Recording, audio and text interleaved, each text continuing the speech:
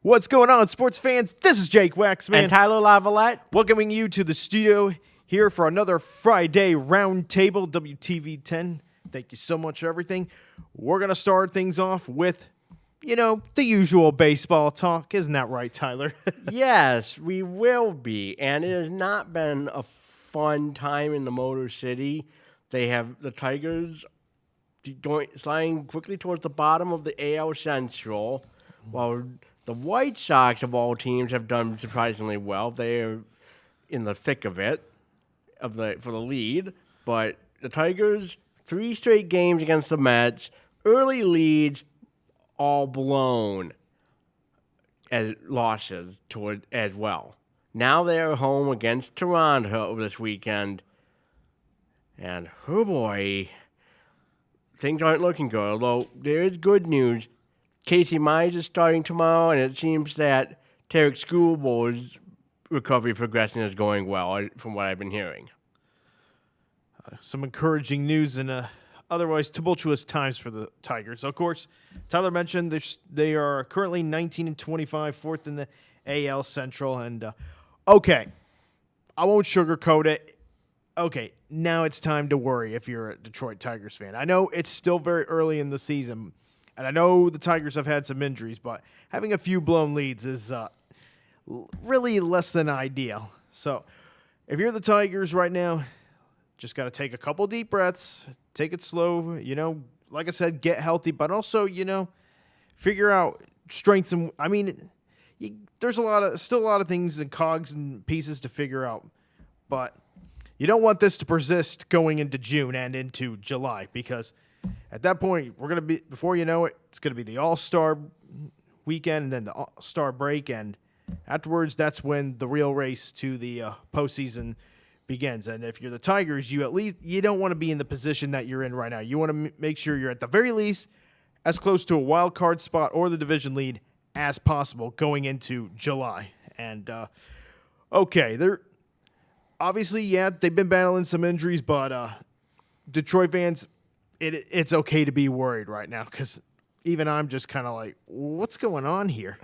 Yeah, you and me both, Jake. It's like, what is up with this team right now? This is not the gritty Tigs we had a few last season in late 2024, but long way to go.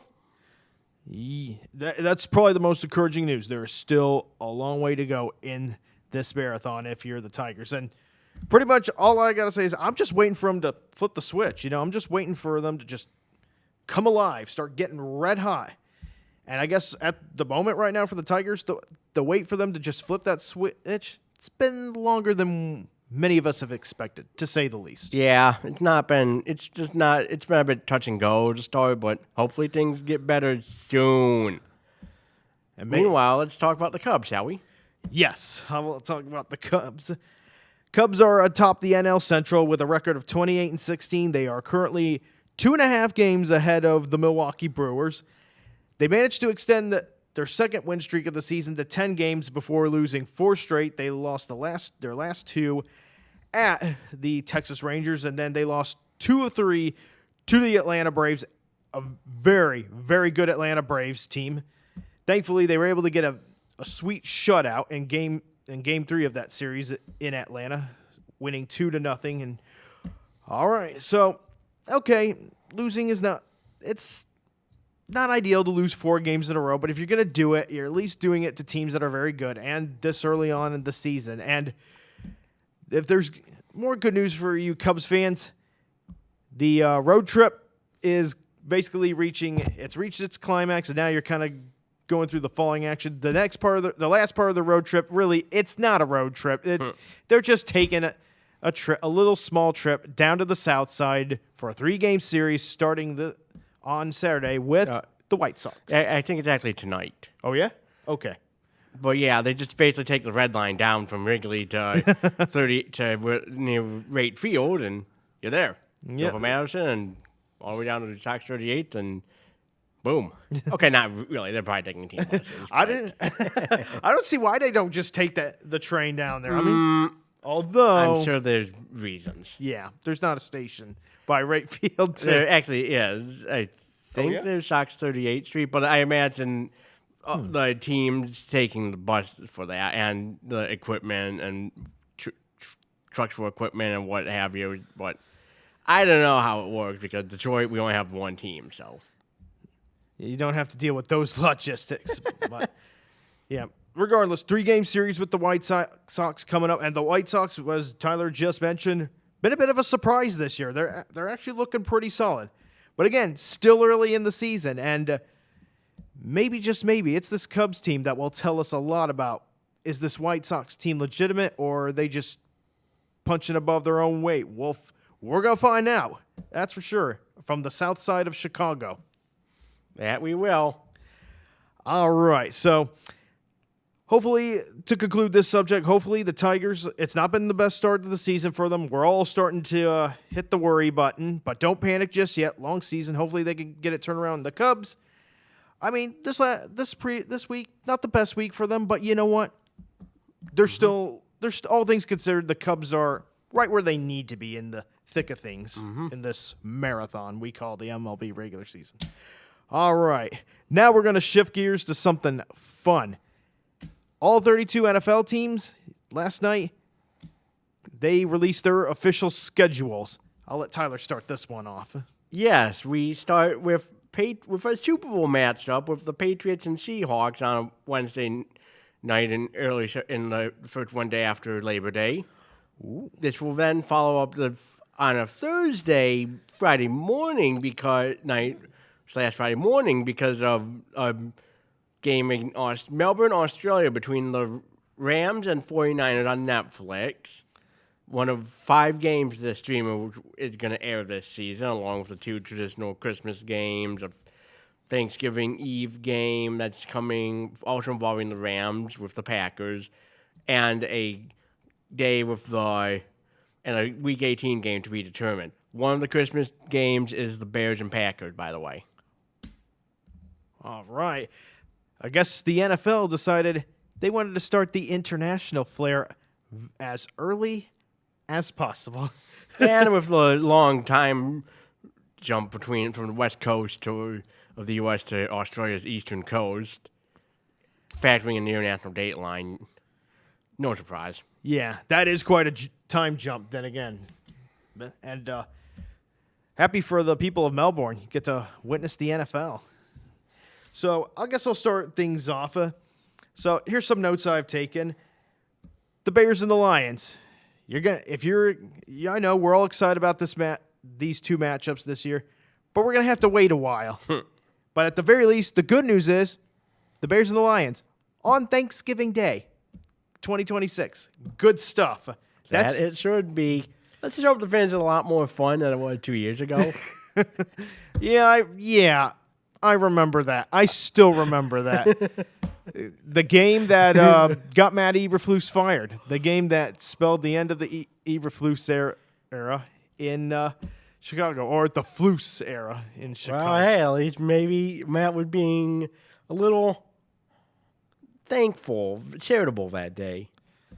He most certainly gave the Lions the bigger part of the wishbone that day, for lack of better words. That he did. So, Bears looking for a little vengeance from that game 2 years ago going into Detroit. And, of course, this could be a really critical playoff match for both, or race to the playoffs. Of course, this could be a critical matchup, especially if both of these 2 teams are in the playoff race, as I think they're going to be this season. Bears play the Packers in Lambeau Field Week 5. So, Bears fans, you don't have to wait too long to watch the Bears renew their long-time and historic rivalry, or the greatest rivalry in the NFL history, in my opinion, with the Packers. That'll be Week 5 at Lambeau Field. And how about this? You guys like some action? You like some good action? Bears and Eagles, Monday Night Football, Week 3. That'll be a really, really juicy matchup. And the Bears are going to have to wait till Week 10 for their bye week. Early bye week for the Lions, a November game against the Patriots in Munich, Germany, and no bye week for that.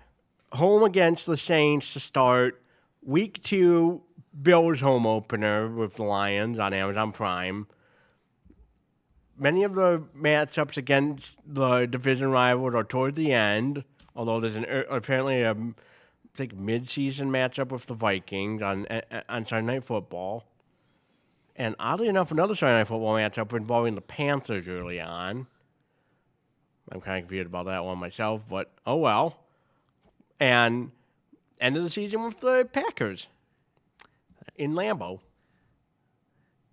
I was going to say, speaking of NFC North, so the Bears now here's the critical thing. Both the Lions and the Bears, the Bears' last 3 games, all NFC North opponents. So the Bears, they will end the season 2 at home games. For 2 of their final 3 games are at home. You got a home matchup with both the Lions and the Packers, and then a road matchup with the Minnesota Vikings as your season finale. And, of course, before that, the Bears will play the Buffalo Bills. So those last 4 games, that's a gauntlet for the Bears. Those last 4 games, that is an absolute gauntlet. 3 NFC North games and 1 game against a team that a lot of people expect to be in the playoffs, of course, in the Buffalo Bills. And Tyler mentioned that the Lions are opening up against the Saints. Well, the Bears, they're also opening up against an NFC South opponent, the Panthers, who squeaked their way into last year's postseason by a whole lot of technicalities that just makes my head want to spin, for lack of a... Oh, the NFC South is a weird division. Yep. So here's an opinion I have. I think the Lions have an easier schedule than the Bears this season, based on what I've seen. Now, that's not to say both sides don't have a tough schedule, because both sides, their schedule is loaded, no question. The Bears, I think, have the harder schedule, especially at the end of the season. And for those of you who are taking notes of, like, what divisions play what, NFC North is going to be taking on the AFC East and the NFC South this upcoming season. So you might have if the pass is any indication, and the NFC South, we don't know what to expect of it. It could be a difficult division, or it could just be the easiest division for everybody else, including the NFC North, to play with. I have no clue, but everybody in the NFC North does get the AFC East, and Tyler mentioned it, Lions and Patriots in the heart of Munich. Yeah, come on. It would have given that the Lions would be playing in Germany, considering you have the sun god Amon-Ra St. Brown, who's from Germany, so and is fluent in that language, along with French and English, of course. So it's a given that NFL would want to have a German and one team with a German NFL player on there for the opportunity to speak with their German media partners. Something else I want to mention, speaking of our Lions and our Bears, like I said, both of these 2 teams, they'll be playing the Bills, except the Lions, they'll get the Bills very early on, while the Bears get the Bills very, very late. Interesting contrast of difficulty of schedule. And in terms of the race for the playoffs, you got the Lions, who are trying to get back to the postseason. The Bears are trying to defend their NFC North crown, or at the very least make the playoffs. So you got the Bills. Both our teams facing the Bills, but on different points of the season. And the early on is much more different, of course, than very, very late. So, and of course, another matchup I'll be keeping an eye on in terms of the Lions, that Week 17 matchup with Green Bay. Because if this NFC North race is like really, really tight, and Green Bay is in the hunt for the playoffs, which I don't like to admit it, but I think they're going to be in the hunt for the playoffs. That's going to be a crazy matchup, and both of those 2 teams, we could see. Not going to just say some good football between the Packers and the Lions. We might also see some sparks flying between both teams. Maybe some tempers. Yeah, you just never know. It's always going to be fun. You never know what to expect. And one matchup I'm surprised for Thanksgiving was also the Eagles matchup against the Cowboys. But the one that really surprises me, CBS won't be airing the Packers, the Chiefs, and Bills, because that is going to NBC to cap off the Thursday night, the Thanksgiving Day coverage. Interesting choices of games. And also, in addition, of course, to some of these matchups, I took a little time to take a look at how some of these teams announce their schedules. We wanted to have a little fun. I don't know how the Lions did it. I know the Bears had Roma Dunze dress up as a artist by the name, I think Bob Ross was his name. And then they just called him Rome Ross for nice play on words. But he ended up painting a picture, and that's kind of how the Bears told the audience who they were playing on their schedule. We had the Colts do a Simpsons-style schedule. I guess the Fox was more than happy to help out with them, I would assume. Yeah, I remember seeing a graphic about it. And I'll give some props to the LA Chargers. They're still the San Diego Chargers, in my opinion. No. They had a Halo-style release of their schedule, and oh my, they took a shot at Mike Vrabel and the Patriots.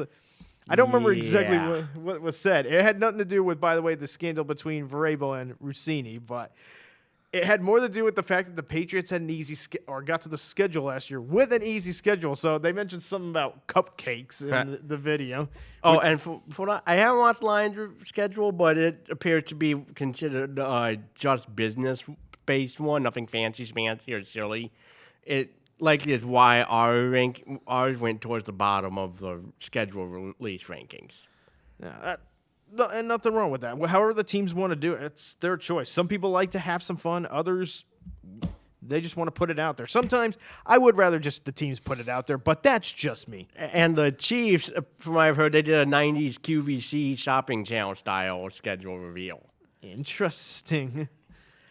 Very interesting. And because the Chiefs this year, things might be a little different. Can they get back to the playoffs? That is the question. Can they sell people out there this notion that they can get back to the playoffs? I mean, you got questions surrounding the Chiefs. I mean, is this going to be Andy Reid's farewell tour? Or I've heard something about Travis Kelce coming back. He's probably coming back, but will he bounce back from last season? And Patrick Mahomes, not saying he's going away anytime soon, but can he help lead the Chiefs back to the playoffs?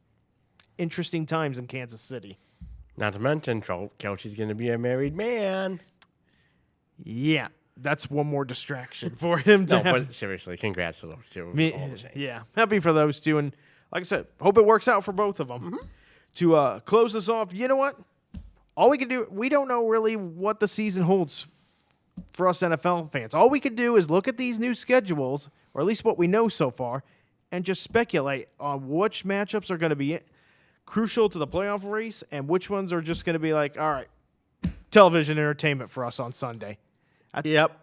And if you're let's hope for the best. Absolutely. So, no easy schedule for either the Lions or the Bears. But this is me and Tyler's takes on the schedule release for this upcoming regular season. Man, is it football season already? Is it football season? We got training camp to get to, and we just gotta get through we got the dog days of summer to get through first.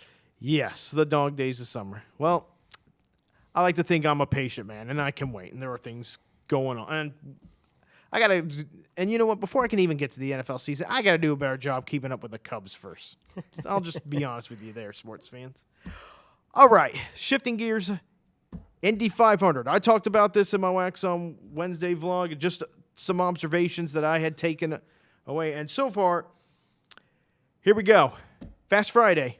Every team is working to get those cars ready for qualifying on Saturday. So a whole lot of work going. I went to turn on practice earlier today. And I don't know if it got rain out or if they were just showing. Delayed it. Okay. But they did get going around 2 p.m. They bumped the truck practices from the Fox 1 streaming app to Fox Sports 2 because of the rain delay at Indy, and then they started the Indy Fast Friday delay on the app, Fox 1 app, but then bumped it to Fox Sports 2 once the qualifying was done. Although I imagine they probably bumped it to from Fox Sports 1 to back to Fox Sports 2 because of the truck race.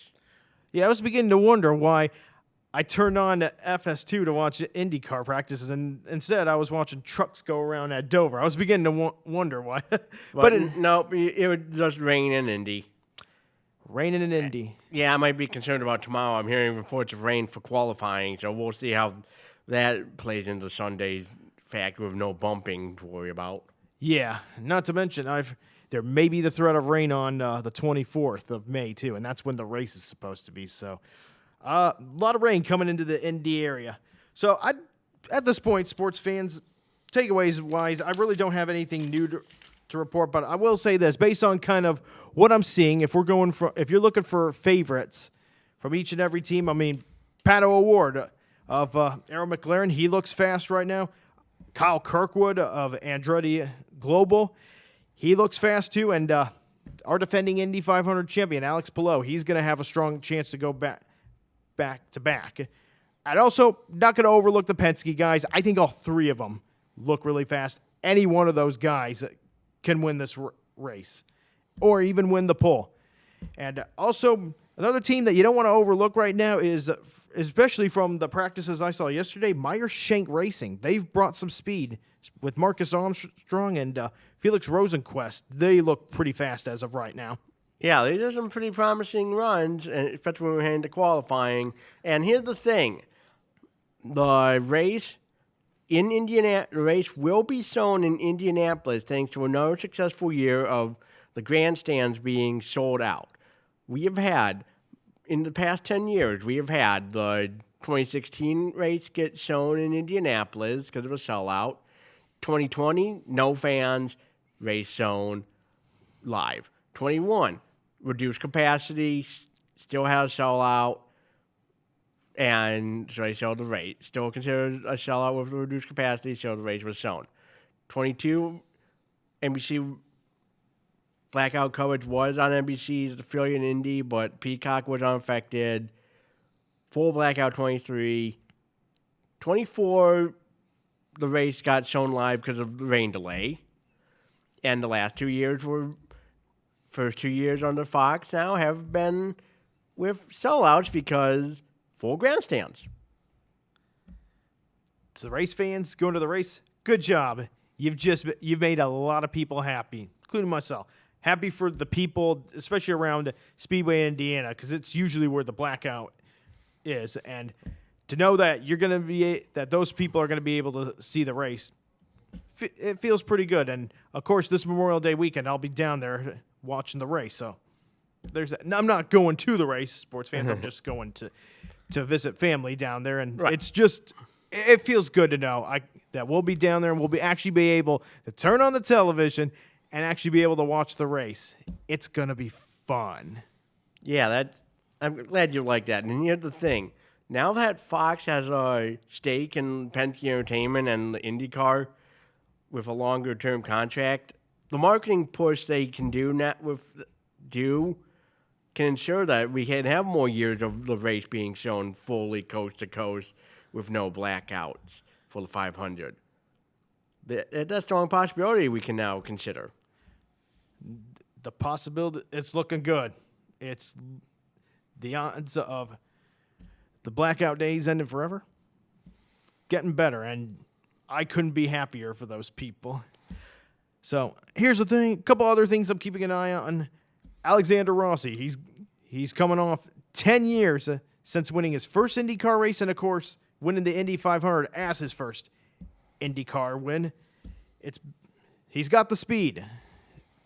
He looks fast, but will it all come together for him when he has to go out there and put down 4 very fast laps on qualifying?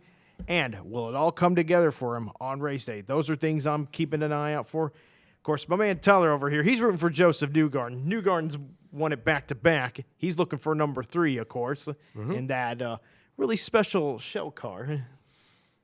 Yeah. Yep, it's going to be a good one.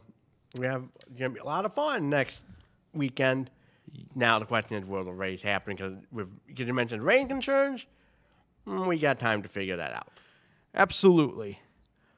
I think I am... Sports fans, I think I'm ready to make some predictions.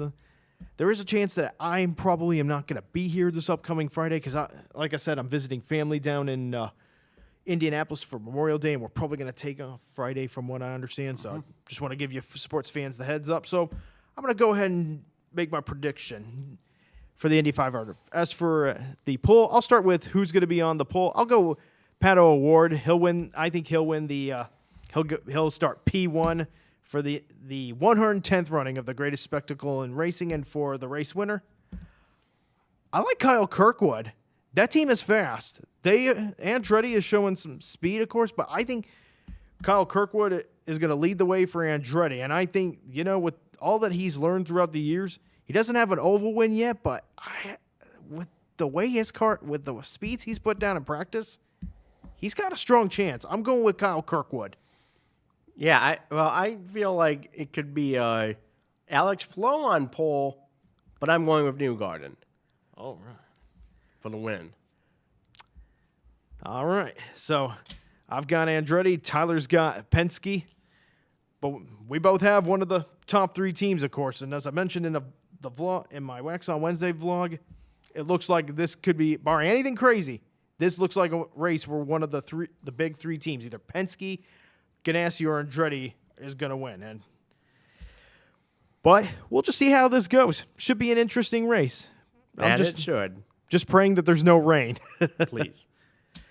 And finally, final subject of the day, the Stanley Cup playoffs. I'm just going to start by saying this. Oh, Minnesota. Oh, no, Minnesota. Why? You had a 3-1 lead. You were leading 3-1 in the third period. You had Colorado on the ropes in Game 5. Or you had it to the point where we were saying, they are who we thought they were. We let them off the hook. It's coming. Oh, my goodness. See, now I'm sputtering. They were up 3-1. The Wild were up 3-1. It looked like they were going to buy themselves a little more time. Nope, they let Colorado get. Okay, one of those goals that Colorado scored, it was a tough angle. The one by McKinnon was a tough angle shot. But the last one, oh, man. And then it was an avalanche from there.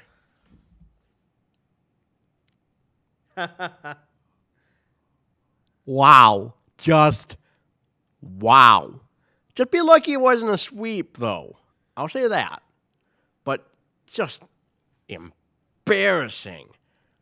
If anything, what Colorado's doing is staring down the President's Trophy curse directly in the eyes. They are taking the superstition of if you win the President's Trophy and don't do well in the playoffs and saying, oh yeah, prove it. And they're doing a pretty good job at that. I'll say much. Now they're going up against Vegas. This is going to be fun in the Western Conference Final. Yeah, for right now, I'd say Colorado is, like Tyler said, not only staring that President's Trophy curse in the face, but they're laughing at it for right now, for lack of better words. And that's right. Vegas, too, is also on to the Western Conference Finals after knocking Anaheim out in 6 games. And I'm just going to give the Ducks some props. They played hard. They played with the heart. Won a playoff series. They overachieved massively this season. Really, they have nothing to feel disappointed about. Just too much experience on that Vegas bench for Anaheim to really overcome. Just too much firepower for Vegas.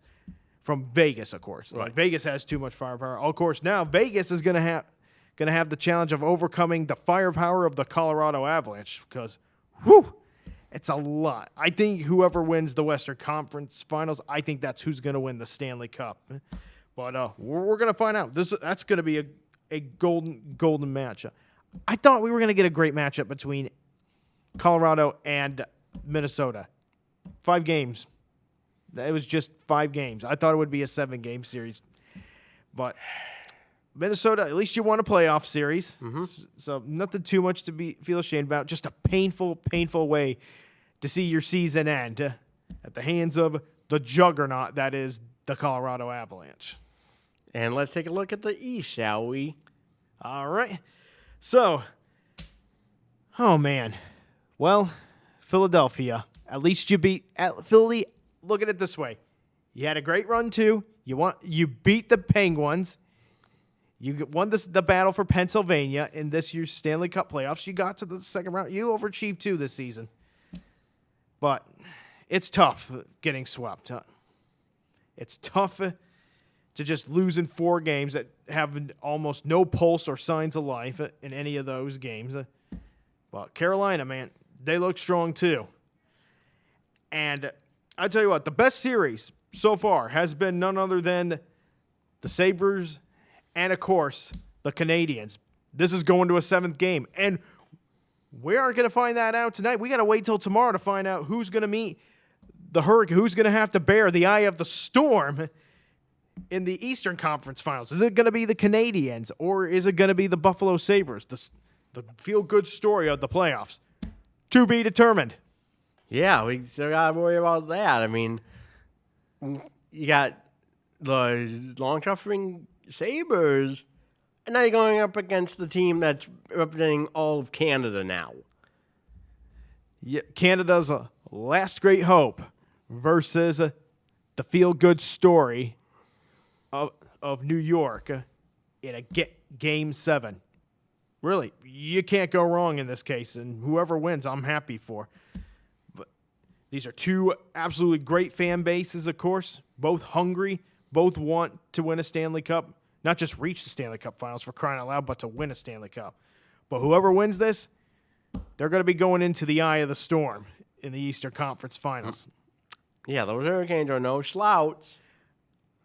No, not at all. Although I still believe whoever wins in the West, although I can't overlook Carolina. I think they could have a shot to win the Stanley Cup, but I just have a gut feeling whoever wins the Western Conference Finals is going to win the Stanley Cup. But again, that is just my opinion. Right. We still have a lot to worry about before we get there.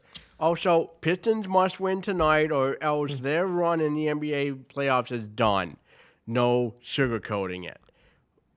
Win, and you have a Game 7 back home on Sunday. Lose, it's over. No questions asked. No going back either. No turning back. Hey, the good news is if you're a Pistons fan, there's still reason to be hopeful and to believe because the Pistons have already done this at least on twice. They've already come back from the jaws of elimination to stave off elimination and advance to the next round. And you know what? They've already done it once. Who's to say they can't do it again? Mm-hmm. They got the pieces. It's against the Cleveland Cavaliers of all teams. So a little Michigan versus Ohio battle, if you want to call it that. Yep, Dan Gilbert's done pretty well. I mean, he's chartered many Cavs season ticket holders across the Turnpike to Toledo and up 75 to see a city that he's invested heavily in. So he went either way. All right. Motown versus... I wish I knew what nicknames Cleveland had. Right. But Cleveland is a diehard sports town. No, I respect that. So we got Detroit and Cleveland. So either we're going to get a Game 7 or for the Pistons, what's been a great season comes to a very crushing end, to say the least. Yep. No turning back. Yep.